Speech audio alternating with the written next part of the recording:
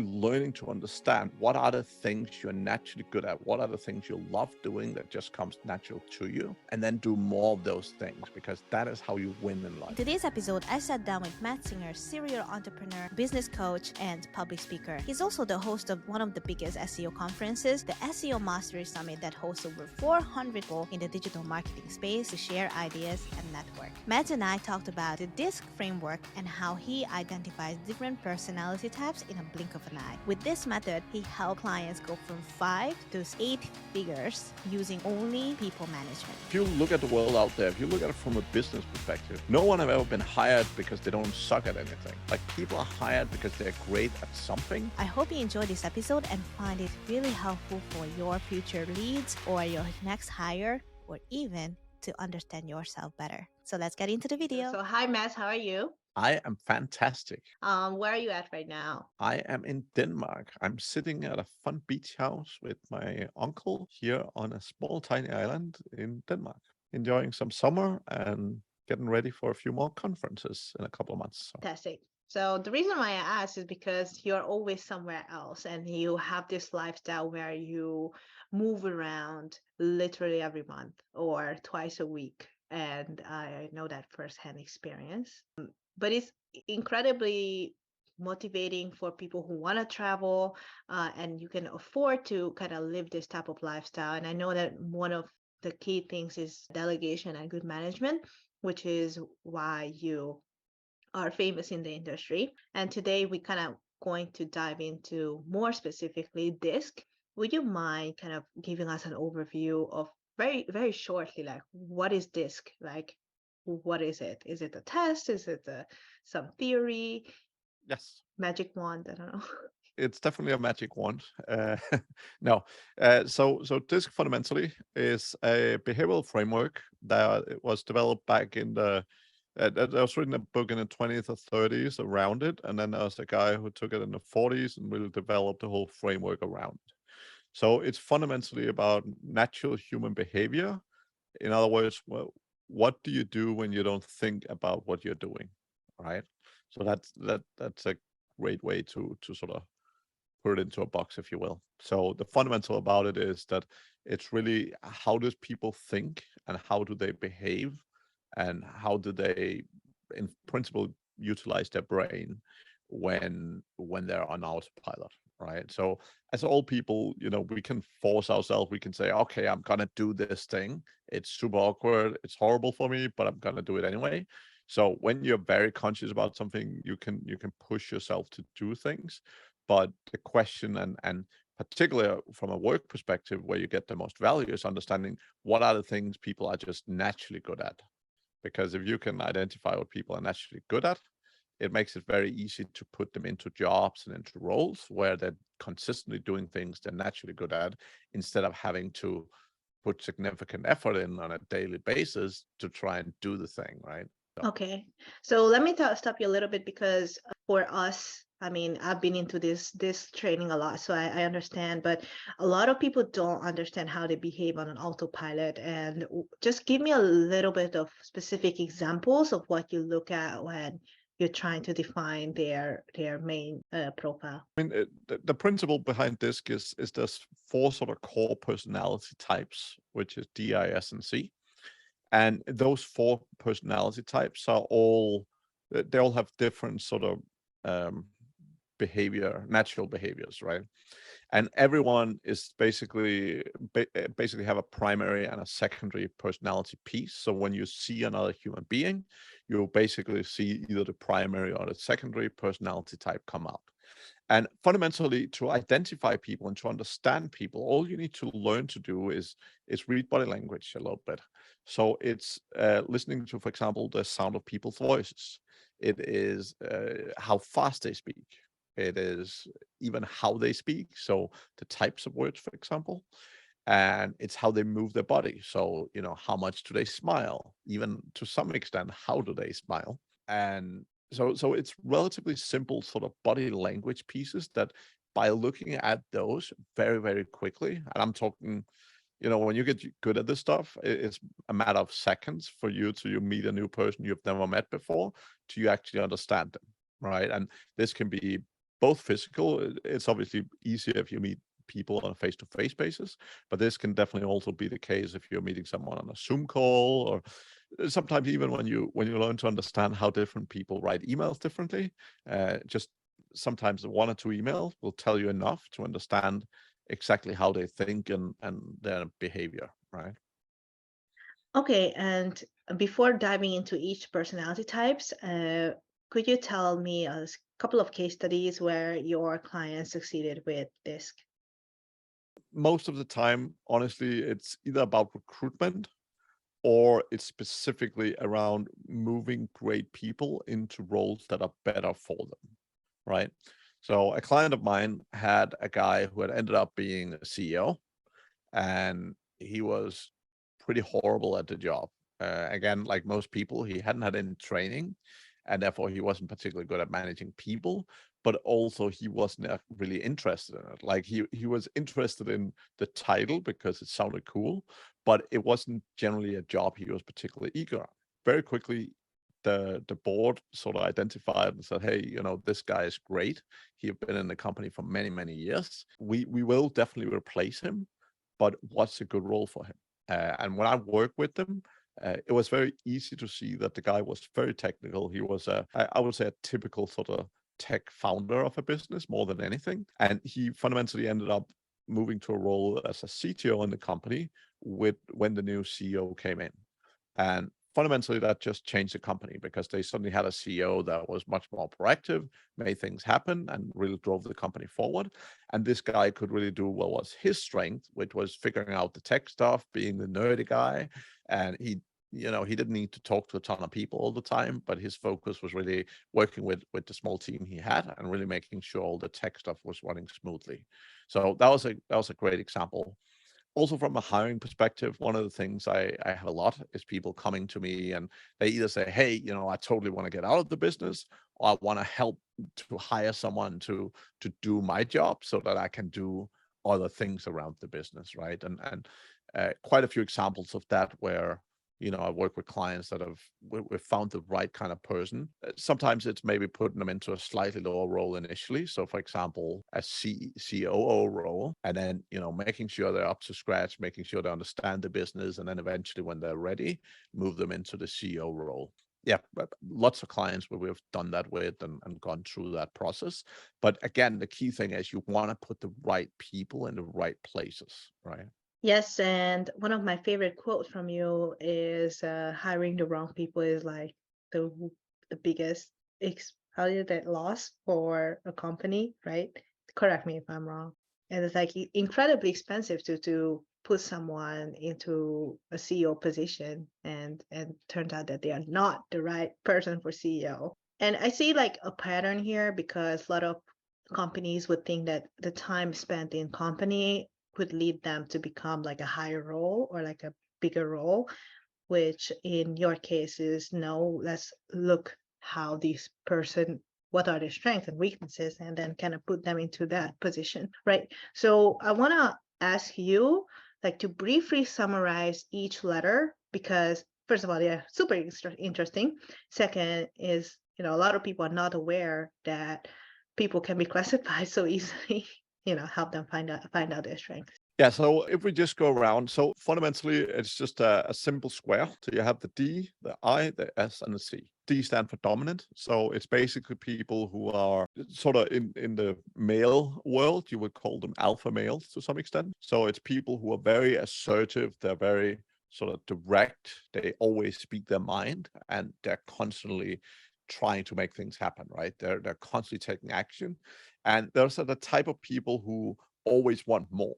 So if you look at famous examples, someone like Elon Musk or Steve Jobs, right? Like they're people they're willing to really push through. They're willing to do whatever it takes to succeed. They do ask a ton from the people around them, but it's not like they just sit back and do nothing, right? Like they're right there with them. So in a soldier analogy, they're at the front with their soldier, right? So they're willing to work extremely hard, and they're very driven by money. Not necessarily money, like someone like Elon Musk. He's not like, "Oh, I can't buy the house I want more money."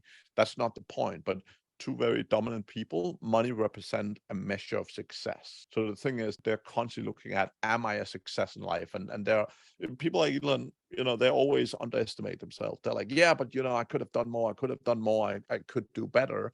So fundamentally, they're always looking for more, and money is a huge motivator, but more so because it kind of helps them see what is their level of success they've achieved. Next up, you have the influential people, which is the sort of, let's call them the typical sales guy, right? So it's people who are very, very talkative.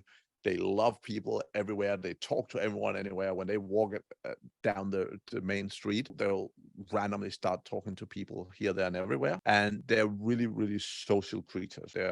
The energy they get from being around people is very big. And those were the kind of people that struggled big time during COVID, for example, because they crave human contact. They crave talking with other people and so on. Fundamentally, they are often really good either as a primary or secondary for people in the likes of sales roles, event roles, anything to do with people, they're generally very good at. Right. Then you have the S's, which is steady people, and they're fundamentally sort of the uncle of the team or the nice grandma or whatever.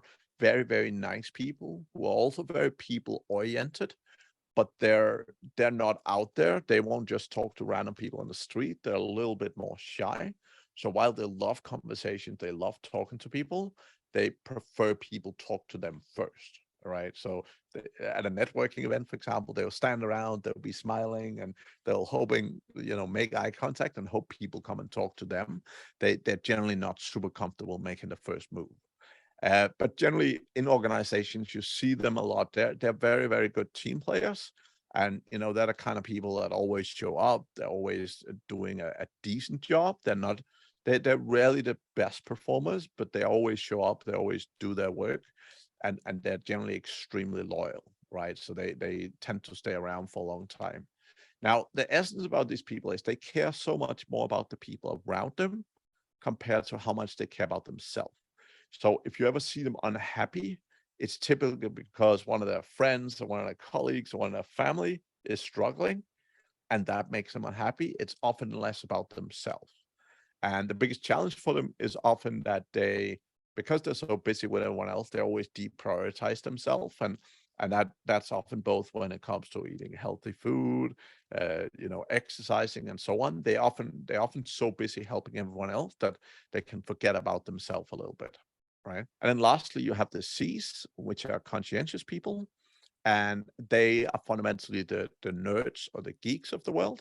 So that's typically, again, roles like developers, accountants, people who literally love sitting and I mean, their hottest dream includes Excel. That's typically the type of people. So they're very, very detail oriented. They're very perfectionist. They're very, I would rather deliver my project way later as long as it's perfect. And they absolutely hate making mistakes.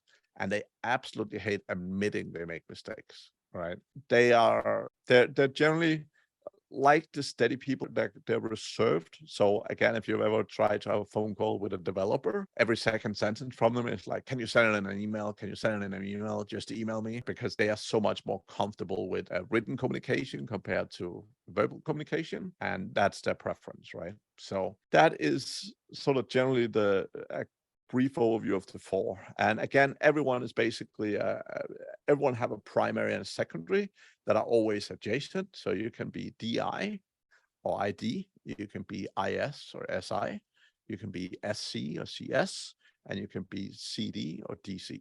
So those are basically a combination. And fundamentally, if you look at it, if you split it down the middle, that's basically your left brain and the right brain. So D and C is very left brain, and I's and S's is very right brain. And you can see people, like a lot of people have a fair balance between some of them, but if people are DC or CD, that means they're predominantly utilizing their left brain and they're very logical. If they're on the other side, if they're IS or SIs, they're extremely emotional and they're extremely people focused, which means they're also very creative human beings. So typically, very, very keen on music and arts and stuff like that.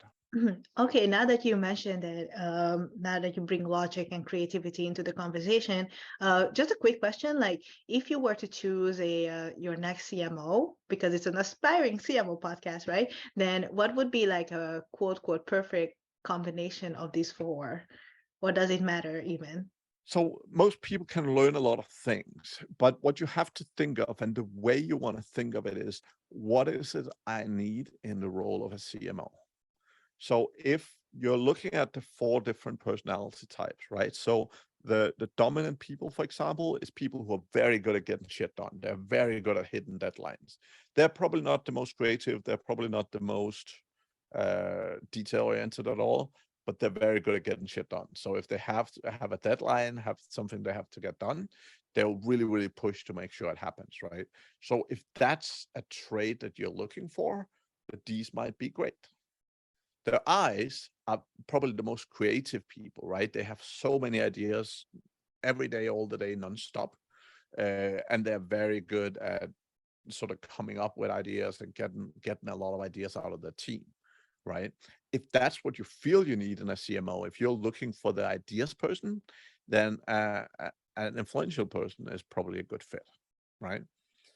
Again, if you're looking at someone who is a little bit more laid back, a little bit less sort of aggressive and getting stuff done, the S's, as I said, they're also very creative, but they're often much more team players. So if you're looking at a team of people that, you know, you really want to help them gel together, you really want to get them into a position where they're doing a good job and so on, and much more team focused, then a steady person could be the focus. If you're looking for someone who's very detail oriented, if you're looking more for let's say someone who checks all the boxes and cross the I's and dot the T's and so on, right? The other way around. You know, typically a conscientious people might be good. So there's not really a right or wrong selection, but it's about thinking about, what do I need for this role at this point in time, right?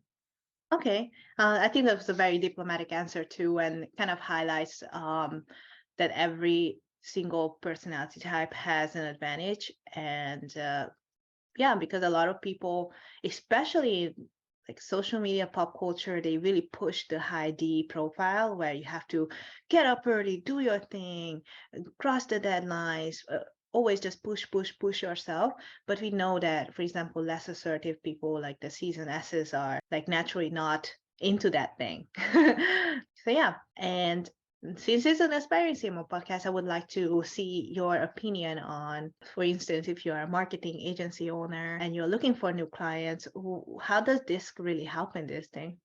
Yeah, so from a client perspective, again, it's about understanding the client, right? So again, different people buy different people have different expectations. So if you're working with someone who is very dominant, if you have a client that's very dominant, first of all, they are most likely to be the let's call them asshole customers that you might have.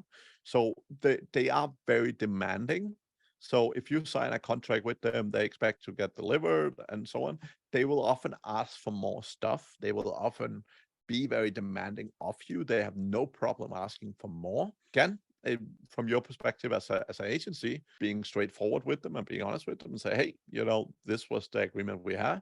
If you want this thing, we can definitely do it, but it will be X amount extra. Or the other way of saying, hey, you know, unfortunately, this is not something we do, right? But generally, they are very, very keen on getting what they pay for, which is great. But they're also very comfortable asking for more, so they can be a little bit of a handful, particularly if you're not a very assertive person that's comfortable with conflict and so on yourself. If you're working with a sort of influential client, uh, the couple of key things is, normally they are much bigger fans of talking verbally, right? So if you send them a whole bunch of emails, they will often not read them or often not understand them. So they really appreciate if you call them up and have a conversation with them. If you want to hold on to influential clients, the best thing you can do is build a good relationship. Either, you know, if they're physically near you, like go out and have lunch with them once every couple of months or whatever, something like that. Or again, just spend time focused on talking to them and keeping them up to date and so on. in other ways than email, because they are not good at email in general. If you have a steady person, again, you want to pay some attention to them. You definitely want to talk to them. But fundamentally, what you want to see is, what is it this person is trying to achieve? Because again, most of the time, those people don't care so much about themselves. They care about delivering to the people they're around. So if they're working as a marketing person in a company, ask them, what's your goals? What is it you're trying to achieve? And try and make sure that you help them deliver that. If you help them deliver, they're not necessarily as demanding. They are just, they're looking to help someone else achieve what they're trying to achieve, right?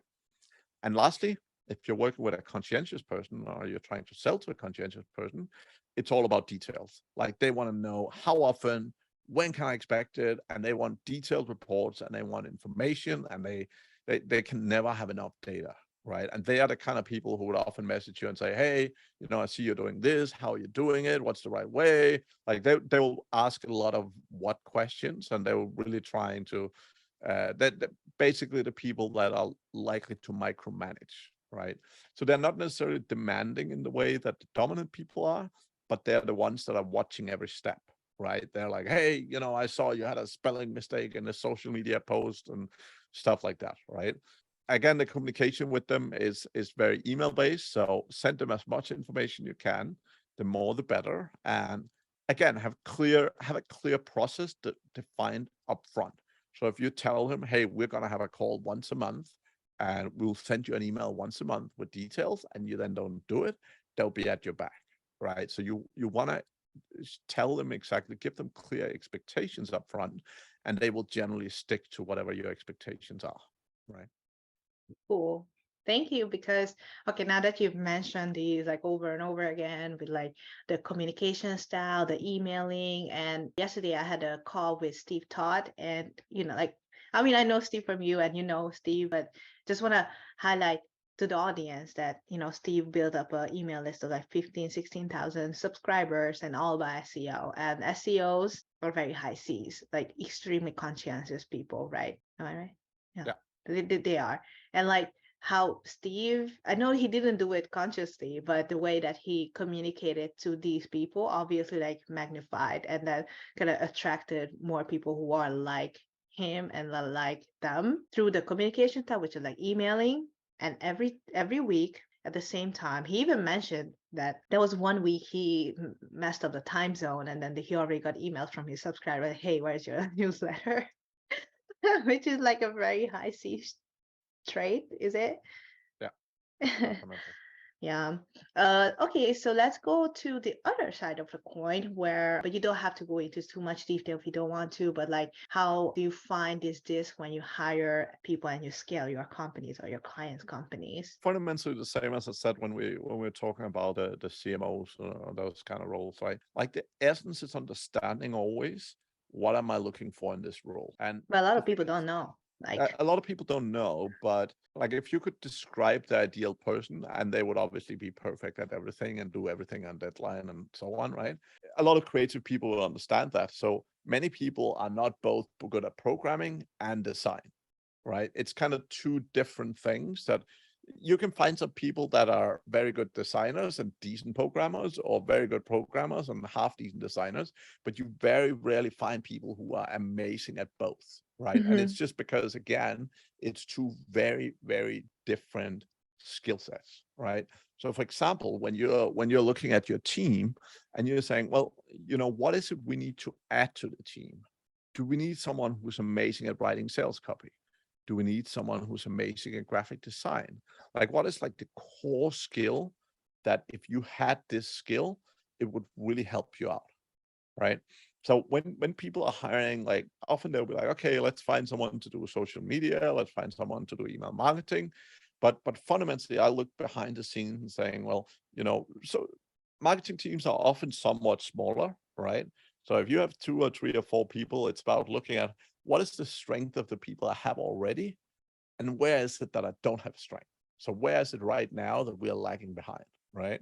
So you might have a team where you have a good writer already, and you have someone who's good at executing and consistency, but you're struggling in the sort of creative side, or the graphic design and stuff like that, right? And even if you're maybe hiring for a role that might not necessarily be all about graphic design, having that skill set in your business might be a huge benefit. And the people can kind of complement each other, because if you have someone who's very great at writing copy, like they can write copy for emails, they can write copy for social media, they can write copy for many things. Whereas if they're sitting trying to do the graphic design, it'll probably, if they're not good at it, at least, it'll probably take them a really long time and be a relative mediocre result. So it's more, and this is, I think, where a lot of companies go wrong, is they kind of say, oh, I want a marketing person who can do all of these things. And the thing is, most people are not great at everything, right? So it's really saying, what is the most critical aspect? What's the most critical strength that I really need in this role, right?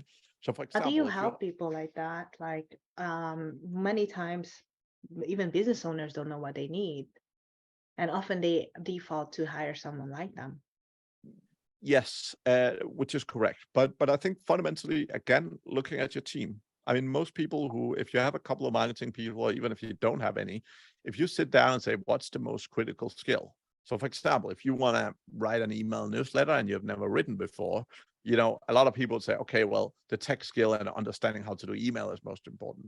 But you might turn around and say, well, the actual skill is probably writing, right? Like if you're a very, very good copywriter and you have to write emails, like the tech stuff can be learned relatively easy, but the email writing is the difficult piece, right? So if you're hiring for someone like that, you definitely want someone who is a great copywriter, as example. And if that's the case, then I would focus on finding people with that skill set, right? Okay, awesome. During your hiring process, do you tell people to take a test, or how do you identify them? So you can do a few different things, right? So one of the big things, and this is relative to pretty much all types of personality tests, is that they're only as accurate as the answers being given to them, right? So reality is that a lot of the time, particularly in hiring situations, people tell you what they think you want to hear, even if you tell them it's not relevant. And at the same time, some people know themselves extremely well, and some people don't know themselves very well at all. Again, the main thing is that you want to verify in person when you're actually interviewing someone afterwards, right? So as example, we have a tool called DiSC for Teams, where we have both options. So you can both send people a test, but we also have a behavior test that you can do on them. So you can basically answer questions to say, hey, how did they behave, like what was their volume of voice, etc.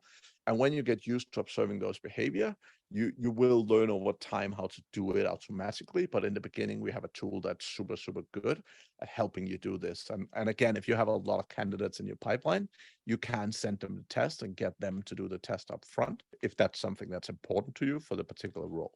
We're just gonna take a quick break here. If you're interested in finding out your DiSC profile using only a couple of questions and really nailing down your strengths and weaknesses, I recommend you guys to go down to the show notes and click on DiSC for Teams. DiSC for Teams is a brand new SaaS tool made by Matt Singers and his partner, which help companies identify their hires and manage their employees better. So if you're interested, do click on the show notes and let's get back to the video. And I'm very looking forward to how the clients finding it too. I mean, I personally love it because ever since I've been using DiSC, I realized that I'm a really DIID kind of person, and that helped me to realize what my strengths and weaknesses are, which kind of helped me to start a podcast too, because podcast is kind of like get things done, but also you have human interaction, which our DIs are good at. And throughout my life, I also wanted to be more C, because my parents wanted to be more like conscientious and quiet and very detail oriented and very smart in math. And obviously all of those things I failed. But I no longer worry about it because it's not my thing to worry about.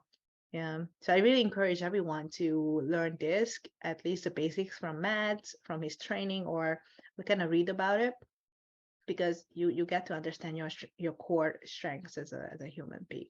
Yeah. And I think that's one of the big things, right? Like as human beings, we're naturally primed to try and fix the things we're bad at. And Yeah. the challenge is that if you're trying to learn to do things that you're naturally not good at, that like some people, when they look at a spreadsheet full of numbers, they literally get dizzy. Now, yes, Same. if you That's spend me. hours and hours and hours looking at spreadsheets, like you can get a little bit better, but it takes so much effort for tiny improvements, right?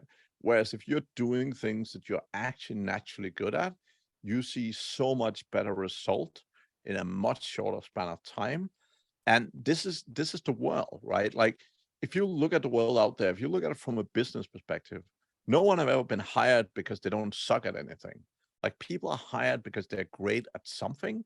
And we all have strengths, we all have weaknesses, and it's all opposites, right? Like the thing is, if you're very good at pushing other people by being very direct and sort of very straight to the point, that have the opposite weakness that, you know, some people will think you're rude because you say what you think and you don't wrap it up in bubble wrap, right? So every strength is a weakness at the same time. And the same thing when you're looking at numbers versus creativity and all this sort of stuff. Every time you have a strength, there's an equivalent weakness, and you can't be good at everything. But fundamental success in life is really learning to understand what are the things you're naturally good at, what are the things you love doing that just comes natural to you, and then do more of those things, because that is how you win in life, right? I love this. Each of our conversation becomes like a live coaching session, and I think I'm not only one. Hey, if you listen to this far, I would like to thank you for listening to this episode, and please give us a review because all of the reviews mean so much for this starting podcast. If you like and enjoy the show, or if you have any improvements, please let me know on Facebook, or you can email me through my website. Now that somebody has figured out their strengths and weaknesses, then okay, let's say I know I'm a CS. Okay, I'm not, but say I'm a CS, then I would might go on and focus on numbers for the rest of my life. But then I know that you as a CS yourself, real life scenario, you are still a host of one of the biggest SEO conferences out there, the SEO Mastery Summit, and you still push yourself to do something like that. My question is why, and how is that good for someone like the introverted person, a DC or a CD or CS? Yeah. Yeah, so fundamentally, again, it's about learning where you add value. So one of the things that I always recommend very detail-oriented people to do is learn how to communicate well. Because when you have people, and you'll see a lot of, like, if you look at people who generally win Nobel prizes and so on, they're generally very, very smart people. But the challenge is if you don't learn to communicate what's in your head to the people around you, if you're just sitting being very smart in your head and it's not helping the world and it's not helping people around you, then being smart haven't got a lot of value. That's a good old saying that, you know, if you know something and don't use it, you might as well not know it. Right? Okay. So Yeah.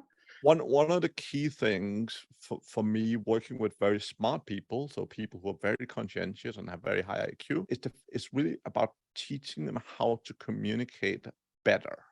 Again, they don't have to be the world's best communicator, and I'm definitely not. But again, the reason why I'm such a good coach and the reason why, you know, pretty much all of our clients have success is because I've learned to communicate with very, very different people.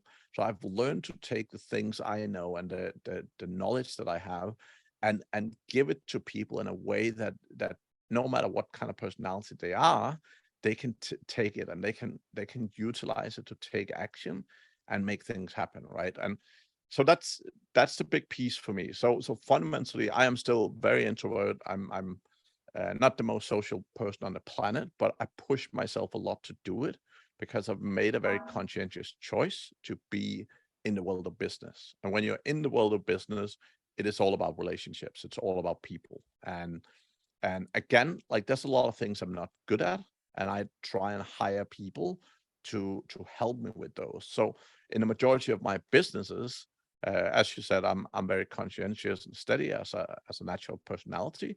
In my businesses, I often hire very dominant people to run the operations. So operations managers, CEOs, etc., is often people who are very, very dominant and are much better than I am at making stuff happen. Because reality is, I'm probably the world's biggest procrastinator, or That's how I feel, at least. There's people who are so much better at making things happen than I am. And I'm putting some of those people around me. And I'm not interested in people who just say, yes, Matt, you're so smart, life is great. That's not what helps me. What helps me is having people around me that help execute. So again, so many people sit around with lots of great ideas and nothing ever happens, right? I probably have a lot of good ideas, just like most other entrepreneurs, but I'm very, very keen on making things happen. And fundamentally for me, the way I do it is through other people. And again, through other people mean managing people, and managing people is all about communication, right? So when you're managing, when you're trying to get the most out of other people, it's all about learning to communicate with them in a way that makes sense to them. Thank you. This is a kind of like an overarching holistic way of looking at management and kind of knowing yourself, which is why I think the management course that you provide is so unique. Okay, I took the management course because I did it, and I also took like management in university, and the two things are completely different. Like the things that you teach is so down to earth, it's so actionable, whereas the stuff I remember in college, I had to look up very old case studies from like the early 1900s, how people were running companies. The only thing I remember is like how people created the factories. So everybody does only one thing, and that's it. But obviously, the world has evolved so much more. So I really want to encourage every aspiring leader or currently any junior marketer to even take this course too, because it's crazy how much effect you can have on others than on yourself. Yeah. Yeah, and this is a big thing. I think a lot of management is learning to lead yourself, right? So I always say that people rarely become good managers if they haven't figured themselves out. Okay. Because being a leader is a lot about knowing yourself, being comfortable with who you are. And if you're as a leader, if you have a huge ego, if you don't want to admit mistakes and things like that, it makes it so much harder for your staff to trust you, like you, respect you, and therefore like getting to know yourself, really understanding yourself as a person, just make you so much of a better leader, right? So that's often, it's often the starting point of any of my training is really understanding humans. But again, like back to management training that you mentioned, right? Like I've really taken what I've learned the last 20 years managing people and really boiled it down to about 5-6 hours worth of training, right? Like, because what I know is that most entrepreneurs are so busy, they don't have the time to sit around. You could talk about management for a month, right? But the essence is really, like most things, is 80-20. What are the things that you really want to learn, really want to master to succeed as a manager? And those are the things that I encourage people to spend the time on. I always say if they learn to get those 5 things right, or those 5-6 hours worth of content right, basically they're better than 90% of the other managers out there. Because reality is one of the biggest issues in the corporate world and in the world of business today is that people are constantly promoted into roles of leadership and management without being taught how to do it. So you have this good old saying that the best sales guy often don't make the best sales manager, because just because they're good at selling doesn't mean they're good at being a manager. And that's 100% spot on. However, someone who has the determination and the willpower to become the best at anything, like that could be the best sales guy, the best engineer, the best anything, they're not automatically a great manager just because they're a great sales guy or whatever. But if they can learn to become the best salesperson, they can also learn to be a great manager. But like everything else, it takes training, right? And where companies are wasting the most money today is by not learning to develop the leaders that are in them, right? Because when you promote people into leadership positions and you don't give them any support, you're shooting yourself in the foot so much, because your leaders need the support, right? Like most companies, when they bring someone new in as a salesperson, for example, they give them a ton of training about the company, about the product and all that sort of stuff, and about sales. But when they promote people into leadership roles, there's nothing. It's like you go home Friday and Monday morning, you're now a manager, and people don't know what the hell they're doing because they've never had the training. And that's the biggest opportunity in the business world today, the way I see it, is really so many companies where having slightly better leaders just makes a mountain of difference. Yeah. Okay, Mads, this is going to be a little bit fun, but fun for me and hopefully fun for the listeners, because most of the listeners are still my friends. And when we first met like 4 years ago, you already kind of like knew my personality just like that. And now that you walk through all the theories, all the 4 personality types and what the importance of it, how the heck did you find out my personality? What were the things you were looking for? Can you like go back in time and tell us? Just the things I mentioned. So volume of voice, the lack of smiling you have, or the amount of smiling you had, sorry. And yeah, just how you communicated. Like by nature, your arms are always flying around when you're talking to people and so on. So it was relatively easy. So that already gives you like, I am either D or I, right? Because like, I want to backtrack here because people are not like used to identifying people this quick. So like my voice is quite loud. So yes. I'm not whispering, everyone. No, it's not a problem hearing you when you're in the room. Exactly. Thank you. And I also smile a lot, which I don't know if it's very natural for me. Yeah. You smile a lot when you're around other people. Mm-hmm. You don't necessarily when you're by yourself or when you're thinking or when you're so on, you don't necessarily smile much, but when you're around other people, you kind of put up the smile as a hey, now I'm socially engaging. And like it's interesting because most people would think that you're an extrovert and you love people and so on, but reality is that you're putting on the people mask, and it's actually really draining for you. So when you've been running around people for 2-3 hours, like you get really tired, right? Because you're putting in a lot of energy and effort to be around other people. Yeah, which is a big awakening. I thought I'm just like I thought it's a natural thing once you're in a conference or like a little meetup that. And I always thought about myself as an extrovert because I'm so outgoing. I'm not scared to talk to people really, which is probably like a combination of ID. And I really don't have problem talking to someone that I want to talk to. Okay, one small question is that how do you determine whether they are ID or IS? Like, Depending on the different personality type, there's always simple questions you can ask. So if someone is predominantly I, if they're ID or IS, is generally 2 questions.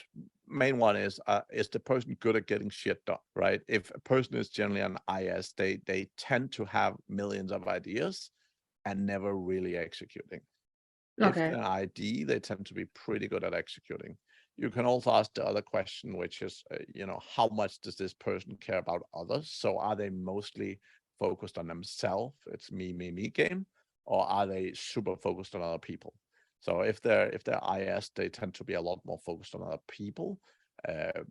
So that's the sort of 2 questions that you can sort of, and sometimes you can't really ask people like, hey, do you care about other people, right? Like you kind of need to see it sometimes in their actions, if they're just, hey, me, or if they are really caring about the people around them, right? Yeah. Thank you so much for joining the podcast. And if anybody would like to reach out to you, how can they find you? The best way, mattsingers.com. And otherwise, I'm on pretty much all the social media channels, and my handle is generally Matt Singers, only person in the world with that name. So should be relatively easy to find. Amazing. Yeah, I hope your projects will go well, and we are looking forward to the SEO Mastery Summit 2024. Thank you very much. All right, bye.